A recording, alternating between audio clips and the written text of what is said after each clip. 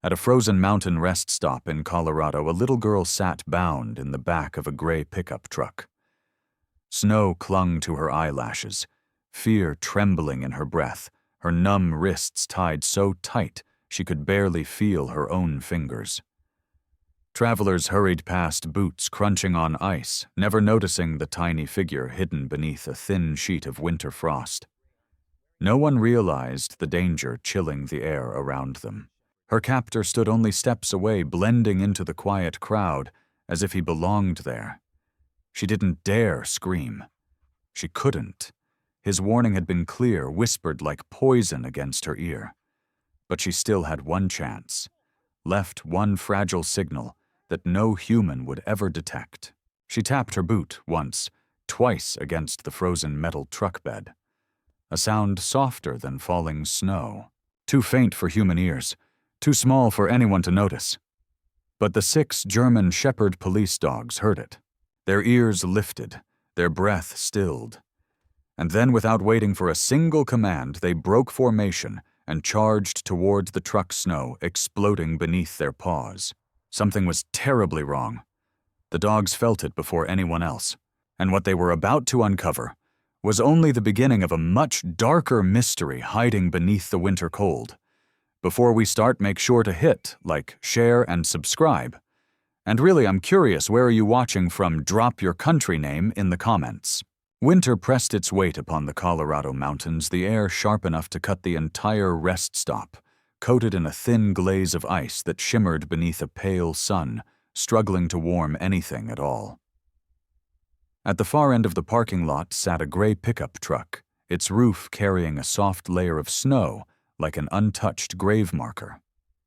Inside its metal bed, 9-year-old Emily Carter curled into herself, a tiny figure swallowed by the vastness of winter. Emily had always been a small, delicate girl, slender arms, freckled cheeks, and dark brown hair that curled at the ends when warm, but now hung stiff and frozen against her face. Her soft hazel eyes, normally bright and curious, were wide with terror. Her wrists burned under the rough, scratchy rope that bit so deep the skin had turned a painful shade of purple. Breathing hurt. Thinking hurt. Every breath felt like swallowing cold needles. She didn't dare cry, not even a whimper, because she could still hear his voice, cold and poisonous, repeating in her skull, "Make a sound, and you'll regret it." That voice belonged to the man who had taken her, Ethan Cole, a tall and broad-shouldered man in his late 30s with a cruel jawline shadowed by unshaven stubble. His skin was wind-burned, rough like leather from long hours outdoors, and his eyes were the worst. Hollow, washed-out blue, as if any humanity inside them had frozen long before the winter snow arrived. Ethan walked with the stiff posture of a man shaped by hard living years of drifting through seasonal jobs, a string of petty crimes, and a past that had eroded whatever softness he might once have had. Something old and bitter clung to him, and he carried it like a second skin. Now he lingered near the vending machines, pretending to sip a cup of convenience store coffee, pretending to be any other traveler taking a winter break on the highway. No one looked twice. No one noticed the tension in his shoulders or the way his gloved hand twitched each time someone walked too close to the truck. They didn't know a captive child sat just a few yards behind him. Travelers trudged past, wrapped in thick coats, their breaths forming little clouds. A middle-aged woman in a red scarf. Sarah Miller, tall and thin, with silver blonde hair and kind, sleep-lined eyes, marveled at the snow while guiding her golden retriever. A trucker with heavy boots, a tired beard, and a belly straining his flannel shirt lumbered across the lot, humming to himself. A teenage couple wearing mismatched gloves laughed as they slipped on a patch of ice. They all walked by Emily. None of them heard the frantic pounding of her heart. None of them saw the rope digging into her skin. None of them sensed the terror blooming inside her like a cold bruise. Emily tried to distract herself, tried to imagine warm things, her mother's cocoa, her fluffy pajamas, her stuffed rabbit Clover, but the winter cold gnawed at every memory until even comfort hurt. She squeezed her eyes shut. I have to do something. Someone has to see me. Please. Someone. But whenever hope fluttered, fear crushed it. Emily pulled her knees tighter against her chest, the metal floor stealing heat from her bones. Nearby, a group of 6 German shepherd police dogs trained with their handlers. Their warm breath misted in the cold air, forming small clouds that vanished as quickly as they came. They were powerful, disciplined animals, each one with thick winter coats and intelligent eyes that scanned every corner of the rest stop. Among them was Max, the oldest of the unit, and the unquestioned leader. Max was a large German shepherd with a strong, muscular build, broad shoulders, and thick gray-black fur speckled with white around his muzzle, a sign of his 8 years of experience. His amber eyes, bright and sharp, held a calm wisdom earned from countless missions. Max's handler, Officer Daniel Brooks, was a steady-faced man in his early 40s, with warm brown skin, a neat beard, and deep lines around his eyes, from years of long shifts and impossible decisions. Daniel had the patience of a saint, the seriousness of a soldier, and a quiet humor that appeared only when the world felt safe enough. Today, it did not feel safe. Emily's frostbitten feet twitched. She remembered something tiny, fragile, but her only chance. She had watched hundreds of police dog videos online. Dogs could hear things humans never would. Her breath shook. Maybe they'll hear me. She lifted her boot, the movement painfully slow, and gently tapped it against the metal bed. Tap, tap, tap. The sound was barely audible, so faint it was almost a thought, too soft for any human ear. But Max's ears flicked up instantly. His head turned. His breath quieted. Snowflakes melted on the bridge of his nose, rolling down like silver tears. The other dogs stopped mid-step, their bodies tensed, forming a frozen tableau of instinct. Daniel frowned. Max. What is it, boy? Max didn't blink. He didn't breathe, his gaze locked onto the gray pickup truck at the edge of the lot. Emily tapped again, one last desperate attempt, and Max growled. A low, vibrating sound that cut through the icy air like a blade. The handler straightened, startled. Emily's heart pounded so hard she feared it might burst. The winter wind shifted sharply as if something unseen had stirred in the shadows behind the mountains. Something dark. Something coming. The cold deepened as the wind sharpened through the pine trees, carrying with it the metallic scent of frozen earth, and something far more unsettling fear. Snowflakes drifted lazily from the pale sky, settling on the shoulders of the officers as they rushed toward the gray pickup truck, alerted by Max's sudden and urgent growl. Officer Daniel Brooks moved first, his boots crunching through the ice-glazed gravel. His calm composure, shaped by years of K-9 work and the emotional distance required to face cruelty, wavered the moment he saw the small figure trembling in the truck bed. God. Daniel breathed, voice cracking, despite himself. He was usually steady in any crisis, the kind of man whose steady brown eyes reassured victims instantly, but now his jaw clenched, a sign of a rare anger rising beneath the surface. The other officers followed Officer Megan Hayes, a compact woman in her early 30s with sharp green eyes and short black hair that barely peeked from under her winter cap. Megan was known for her fierce protectiveness and quick thinking. Years ago, she had rescued her younger sister from an abusive home, and since then, any threat to a child lit a fire in her that no snowstorm could put out. Her breath hitched when she saw Emily's small wrists bound by rope.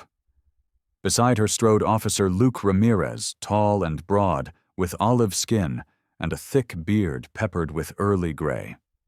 Luke was a former high school football player whose promising career ended after a knee injury.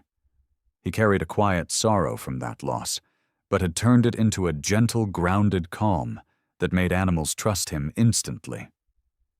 He took one look at Emily and whispered harshly, "Monster, who did this?" Max leaped into the truck bed with the grace of a creature shaped by instinct and duty. Up close, his thick fur bristled his muscles tight beneath the coat of gray and black. His amber eyes softened as he approached the child, but a deep growl still simmered in his chest, an anger he rarely displayed. Emily shrank back at first, her breath fogging in short bursts.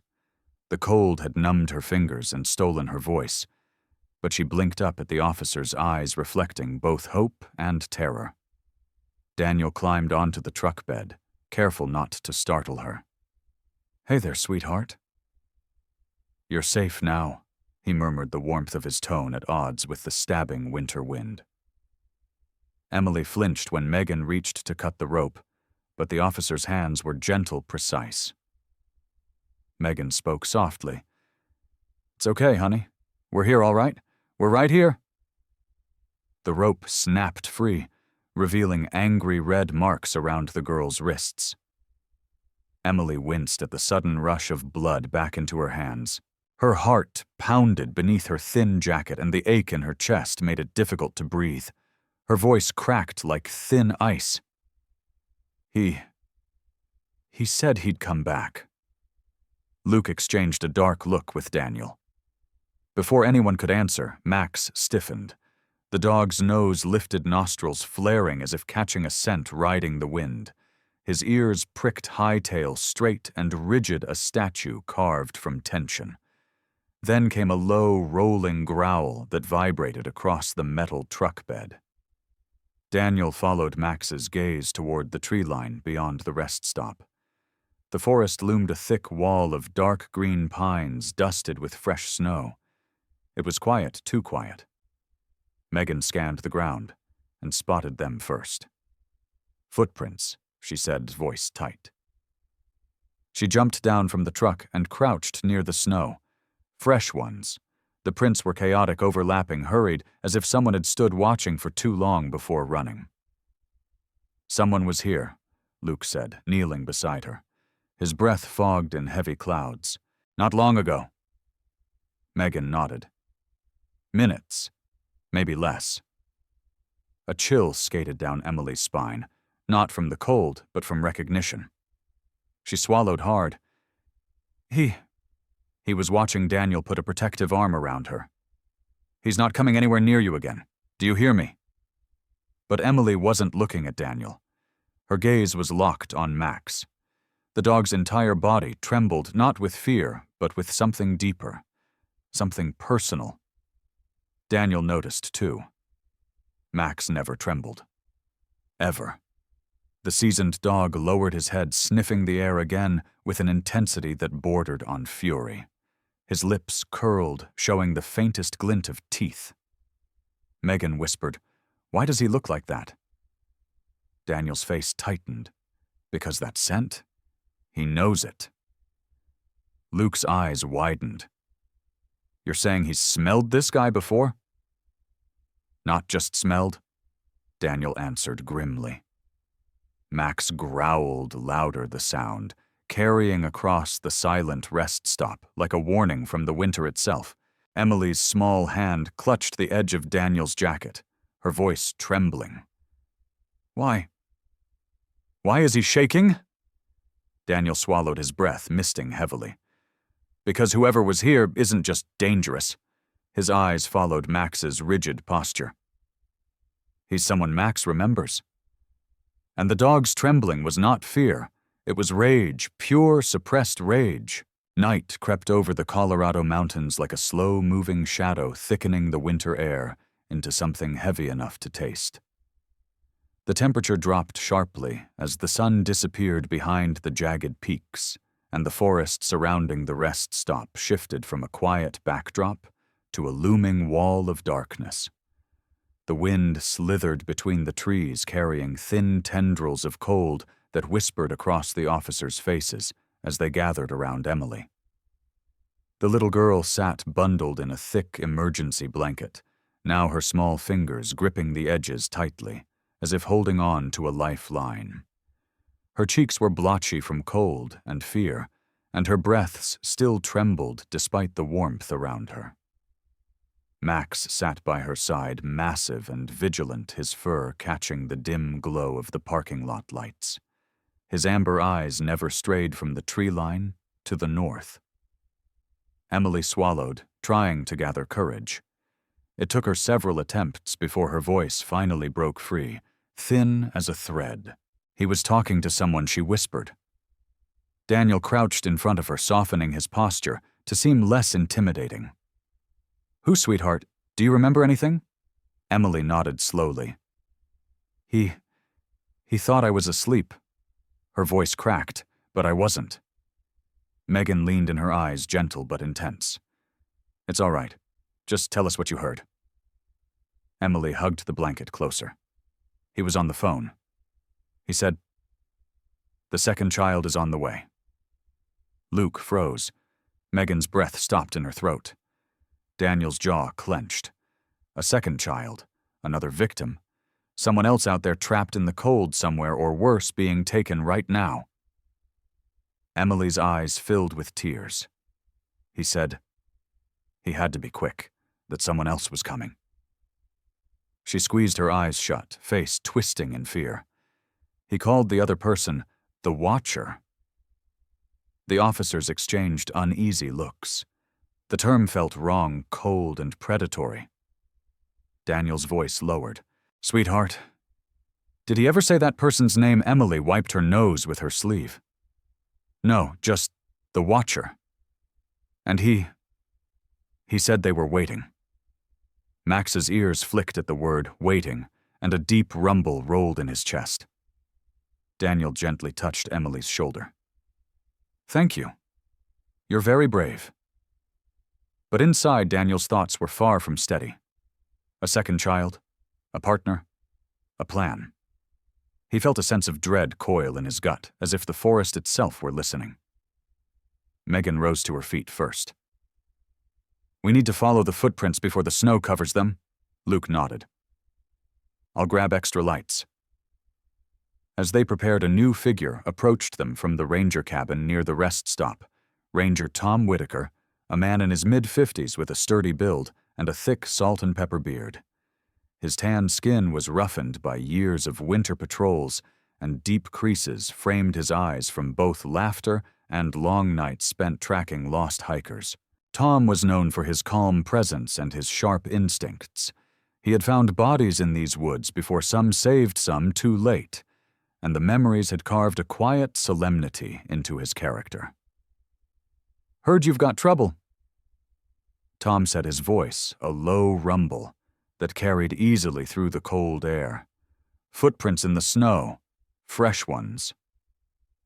Daniel nodded. "We think he was watching. Maybe longer than we realized." Tom grimaced. "Then we'd better move.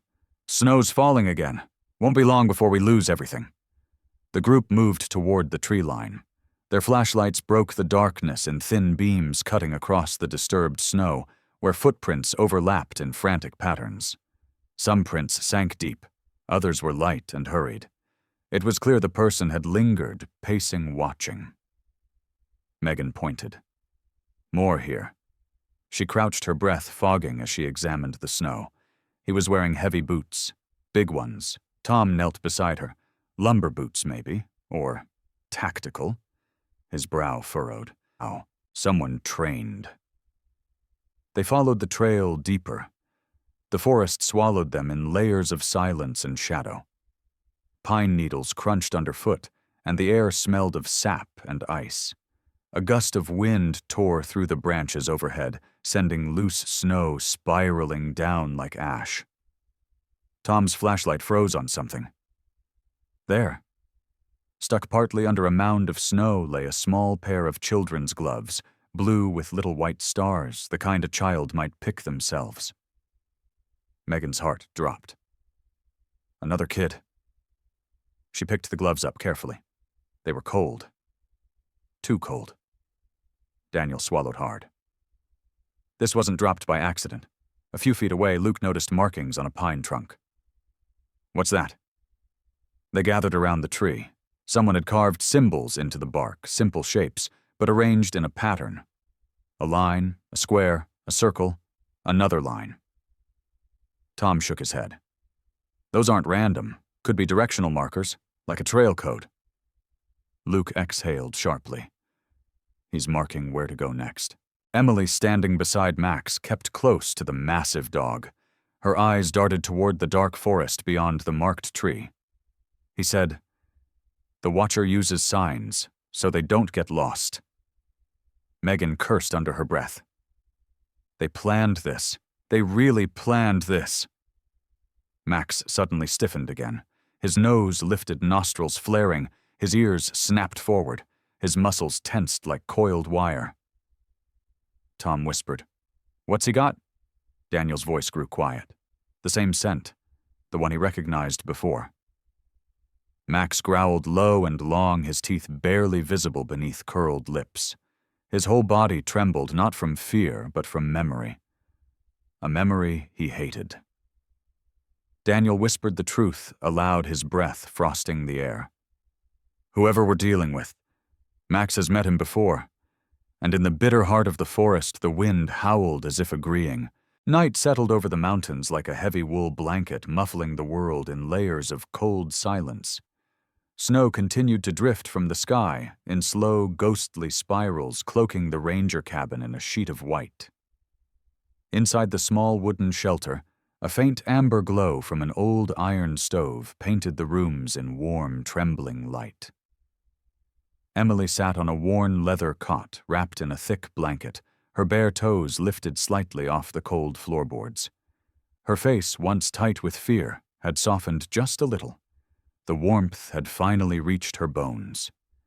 Beside her, Max lay curled like a guardian statue come to life, the rise and fall of his chest deliberate, steady, comforting. Every few moments, Emily reached out to stroke his fur, the thick, gray-black coat warm beneath her tiny palm. And each time Max lifted his eyes, giving her a soft, reassuring gaze that almost felt human. Megan sat at a small wooden table nearby, filling out incident notes with careful strokes. She was a sturdy woman in her late 30s, broad-shouldered but gentle in demeanor, her curly auburn hair tied into a tight bun. Her freckled skin was flushed from the cold. Megan had always been the empathetic one on the team. Losing her younger brother to a winter hiking accident years ago had carved a quiet protectiveness into her heart. Watching Emily reminded her too much of him, too small, too trusting, too breakable. Daniel stood near the frosted window, one hand resting against the frame, his breath visible in the air. His square jaw tightened each time he glanced outside. He had the build of someone who'd spent years training his body-lean, muscle-broad posture, but his eyes told a different story. They were sharp, vigilant, yet shadowed. His father, a retired detective, had once vanished during a search for a missing child. The case had never been solved. Ever since then, Daniel had carried a quiet resentment toward people who preyed on children, a resentment that could ignite into fire if provoked. Luke, the youngest officer at 28, busied himself checking their radio equipment. He was tall and lanky, with sandy hair always falling into his eyes. Clumsy in conversation but brilliant in fieldwork, he approached every case with eager determination, trying to prove he belonged. Ranger Tom Whitaker prepared hot cocoa for Emily at the small stove. His rough hands looked almost too large for the delicate tin cup, but his movements were careful. "Here you go, kiddo," Tom murmured, handing it to her. His deep-set eyes softened. "Warms the soul better than the fire does." Emily nodded timidly, sipping with trembling lips. "Thank you." Her voice was still fragile like a bird just learning to sing again. Max rested his head on her lap, and Emily's breathing steadied. She whispered, "You won't let him come back, right?" Max's ears twitched. He didn't need words. His body said everything. Daniel approached her, kneeling to be at eye level. "We won't let anyone hurt you again. But I need you to tell me something, okay? If you remember anything else, any clue, any detail, just say it." Emily nodded, though fear tightened her shoulders again. Something in the back of her mind still replayed the man's voice. The cold rasp of his breath, the way he checked the mirror again and again, as if expecting someone. Before she could speak, Max suddenly lifted his head, ears stiff, body frozen. A low growl vibrated in his chest. Daniel turned toward him instantly. "What is it, boy?" Max rose to his feet, every hair bristling. Emily's hands gripped the blanket, fear leaping back into her eyes. The room went silent. Tom moved closer to the window and squinted through the thin frost. "Snow's getting thick. Can hardly." He stopped mid-sentence. His breath hitched. "Someone's coming!" Daniel rushed beside him. "Vehicle SUV," Tom muttered. His voice sank into a grim tone. Dark. Big. No headlights till just now. Megan and Luke hurried to the window. Outside, through waves of swirling snow, two bright beams sliced through the darkness, headlights glaring like the eyes of a hunting beast. A black SUV crawled along the snow-covered road tires, crunching with slow, predatory confidence. It stopped 20 yards from the cabin. The engine rumbled low and deliberate, like it knew exactly where it was. Daniel's pulse quickened. "That's not a civilian," he whispered. He knew to cut the headlights. Megan grabbed her sidearm. "Everyone positions." Luke checked his radio voice, trembling. "Should we call backup?" "We are the backup," Daniel snapped. The SUV door opened. A man stepped out. He was tall, much taller than Daniel had expected, broad-shouldered, easily over 6 feet, with a heavy dark coat wrapped tight around him. Snowflakes stuck in his black beard, framing a jawline as sharp as ice. His eyes were what struck Daniel first. Dark, flat, emotionless. The kind of eyes that had seen terrible things and felt nothing. His walk was slow, heavy, as if he had all the time in the world. He scanned the cabin with unsettling calm, then spoke in a voice that cut through the wind like steel. "You have something that belongs to me." Emily gasped, clutching Max. Megan stepped forward, gun raised. "Stop right there." The man didn't flinch, didn't blink, didn't even acknowledge the weapon pointed at his chest. Instead, he took one more step toward the cabin. "The girl," he said. "Hand her over." Max's growl erupted into a full snarl. Snow whipped between them. The wind howled like the mountain itself wanted to warn them. Daniel's hand tightened on his weapon. The man didn't run.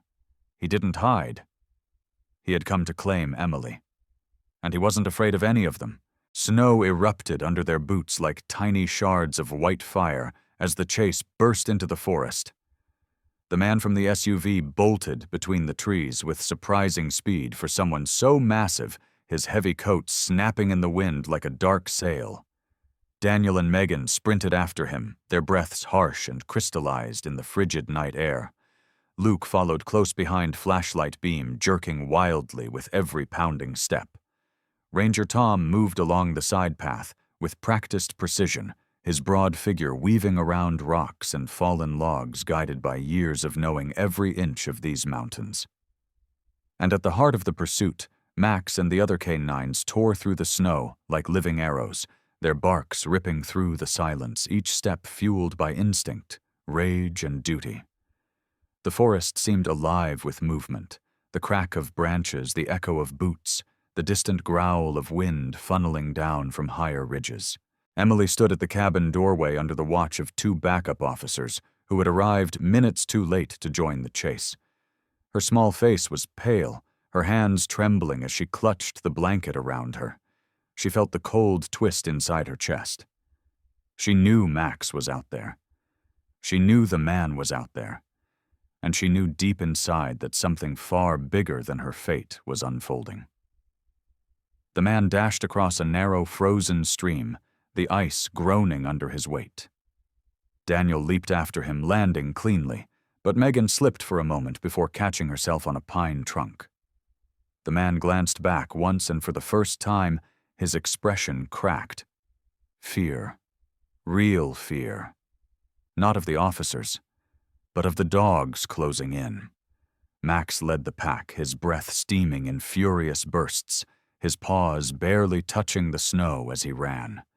His mind wasn't on the cold or the pain burning in his muscles. It was on the scent, the same scent he had encountered years ago, the one tied to a case he was too young to forget. A missing girl, a trail gone cold, a body found months later. Dogs never forget a scent tied to injustice. That was the memory that made Max's growl rumble like thunder. The man veered up a steep incline, scrambling on hands and knees as he pulled himself toward a cluster of boulders. Beyond it, a faint orange glow flickered against the snow. Smoke drifted low between the trees. Ranger Tom spotted it first. "There's a camp ahead," he shouted, breath ragged. Luke's voice cracked. He's heading straight for it like he knows it. When they crested the ridge, the truth unfolded below a small tarp-covered campsite, pressed between root-thick pines, barely visible unless someone knew where to look. A fire pit smoldered in the center, its glow reflected in the ice around it. The man pushed toward the camp, but Max lunged just as he reached the edge. With a sharp snarl, Max collided with him, knocking him into the snow. The man roared in frustration, swinging a fist wildly. Daniel and Megan closed in, weapons ready, but something else caught Ranger Tom's eye. Something inside the tent. "Daniel! Megan!" he whispered, voice trembling with dread. The officers turned. Tom lifted the tarp. His face changed. His eyes, once hardened by years of winter rescues, softened into something painfully human: shock, sorrow, horror. Inside the tent was a collection of forgotten childhood, a cracked plastic doll with tangled blonde hair, a set of tiny shoes placed neatly beside a torn blanket, a wool hat small enough for a toddler, ropes frayed at the ends, a small wooden car missing its wheels. But what chilled them more were the maps. Dozens of hand-drawn maps scattered across the tent floor, marked with jagged red lines, odd symbols, and circles around isolated rest stops and small-town playgrounds. Megan's voice shook. These are routes. Kidnapping routes." Luke swallowed hard, fear rising like bile. Emily wasn't the first. Tom's eyes passed over every item, each a ghost of a child they might already be too late for, and she won't be the last. Outside, Max growled again. He had cornered the man against a fallen log, teeth bared, breath hot in the frigid air. The man spit blood into the snow, snarling. "You don't understand. You found only one nest." Daniel pressed his boot into the man's shoulder, forcing him to the ground. "Where are the others?" The man smirked through the pain teeth, stained red. "Cold doesn't hide everything, but it hides enough." His eyes flicked to the tent. "You're already too late." But Max didn't hear his words. He smelled something else, something beneath the log. He dug frantically, snow flying behind him in bursts. Megan stepped closer. "Max, what is it?" Max's teeth clamped onto something buried, a small silver necklace, tarnished by ice, engraved with a name, Lucy. A little girl's name. Daniel felt his chest tighten. Megan covered her mouth. Luke's eyes filled with disbelief. But Max didn't stop staring at the necklace. His eyes were no longer amber, they burned with something hotter, deeper, ancient. Not cold, not fear. Rage. A rage born from a creature who knew down to the marrow of its bones that a grave injustice had been done. And somewhere in the frozen dark, another child was waiting for someone to find them. In the quiet stillness of winter, when fear pressed against fragile hearts, and darkness hid its cruel designs beneath the snow, Something greater moved gently among them, an unseen hand guiding steps, warming spirits, and whispering courage where hope had almost faded. Some call it chance, others call it instinct. But many, especially those who have weathered the storms of life, know the truth. Sometimes God sends his miracles in the shape of ordinary beings, like a brave little girl who refused to give up, or a German shepherd whose heart burned brighter than the coldest night. Their path through danger wasn't just the story of courage. It was a reminder that even when the world grows harsh and shadows stretch across our days, we are never abandoned. A spark always shines through the frost. A helping hand always finds its way, sometimes through people, sometimes through loyal animals, sometimes through quiet signs that only the soul can hear.